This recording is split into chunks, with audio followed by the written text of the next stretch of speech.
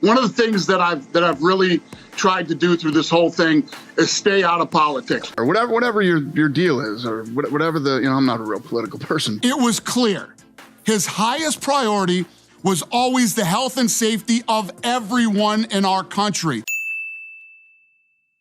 Dana White. What's up, GOP? Good evening, everyone. My name is Dana White. I am the president of the Ultimate Fighting Championship.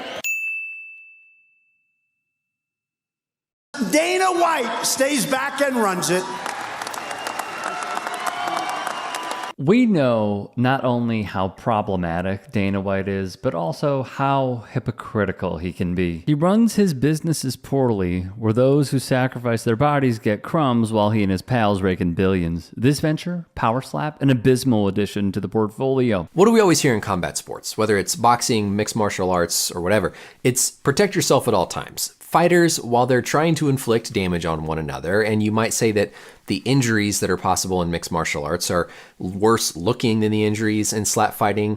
In slap fighting, there is no defense. You literally are not allowed to protect yourself. And so what you get is basically just two people trading concussive blows for one another. It gets this false sense of safety and security because a lot of us don't associate a slap with being something that could have serious injury consequences. And most slaps, like what we see right here, where it truly is the palm of the hand hitting the face, while still dangerous and having risk, aren't going to be necessarily as bad as maybe a direct punch. But a lot of slap fighting is actually this, basically an open-handed punch, where if you strike somebody with more the hard bones of the wrist or the carpus, is really no different than just punching someone. Your wrist bones sit right underneath this lower portion of your palm. And so if you make contact with someone's face, striking with that portion of your wrist, it's not a slap at all. It's essentially equivalent to an open-handed punch. I mean, look at this one from their promo video. This is absolutely not a slap. This is just hitting somebody with the hard palm of your hand. That certainly is enough impact that it could be causing concussions with every subsequent blow. Dr. Brian Suter has come out against it. Or the slap boxing slap thing. Is crazy, right? This is like, someone needs to come out and speak out against this. So please. Yeah, I mean, it needs to be stopped. I'm actually filming a video on the topic right now because... On slap? Yeah, I mean, not just slap, but like the most dangerous sports. And to me, like, it takes the worst part about combat sports and accelerates it. Like, why is boxing problematic? Repeated blows to the head if someone's not protecting themselves. And here, the whole point is to not protect yourself and take blows. So it's literally taking the unhealthiest aspect and removing the healthiest aspect, which is all the cardio, the training that's required to box. So like, to me, it's a nonsense sport. Dr. Mike, who also went on Jubilee, like a few others, spoke out against it as well. What is really sad about Power Slap is that it's an undefendable hit. A situation is happening that has never really happened in any real sport before, which is somebody can just wind up and hit you with an unprotected hand. You know, just because it's your palm doesn't mean it's not your arm and the bones in your hand striking somebody. So in the short term, getting hit in the head this hard will cause a traumatic brain injury some percentage of the time. And that was seen in the highlights of the first show, that there were multiple traumatic brain injuries. With a traumatic brain injury, especially with rotational acceleration, you're literally causing physical damage to the brain. You're stretching axons and possibly tearing axons, which are the connections between your neurons and connections between parts of the brain. And those will not heal. So you may recover function, but once you've lost brain tissue, it's gone, and your brain basically has to work around it. And so people are probably suffering symptoms for days, weeks, months, potentially years. But also they're losing their resilience to keep getting hit in the head. And so eventually those hits will cause longer and longer damage and more permanent damage. Along with Dr. Chris Nowinski. And here's the thing. They are all right. They are all correct in their assessments. The Brain Injury Association of America cited a recent study in JAMA via the experts at the University of Pittsburgh. They write, after reviewing a total of 78 fights, which included 333 slaps and 139 sequences among the 56 competitors, the reviewers would find that concussive signs would be observed after 29.1% of slaps and over 51% of sequences.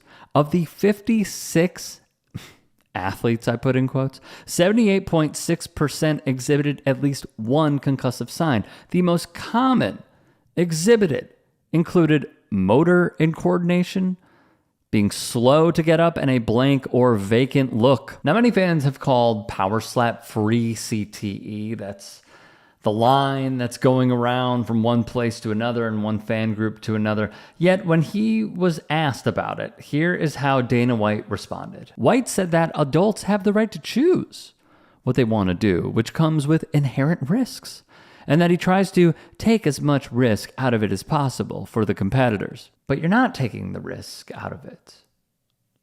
Not in the slightest. It's quite literally at the forefront here. In his attempt to pull a Joni Ernst, White then told Time magazine, "I used to box when I was younger. I went in and I did one of those brain studies. I had black spots all over my brain from what I did. I wouldn't take back one punch, not one. And the doctors all talk about somebody could die. I got news for all the doctors. We're all going to die. How do you want to live your life? What do you love? And what are you passionate about?" When you are arguing about illegals that are receiving Medicaid benefits, 1.4 million, 1.4, they are not eligible, so they will be coming off. So people are not, well, we all are going to die. So for heaven's sakes, folks.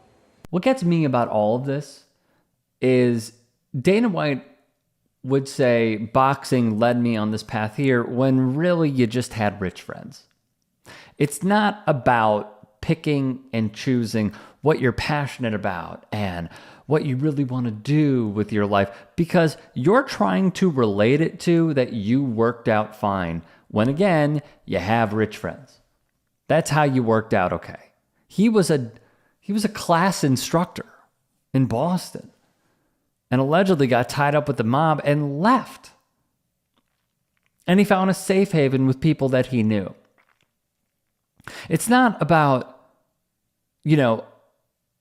also like gloating, I have black spots all over my brain from what I did.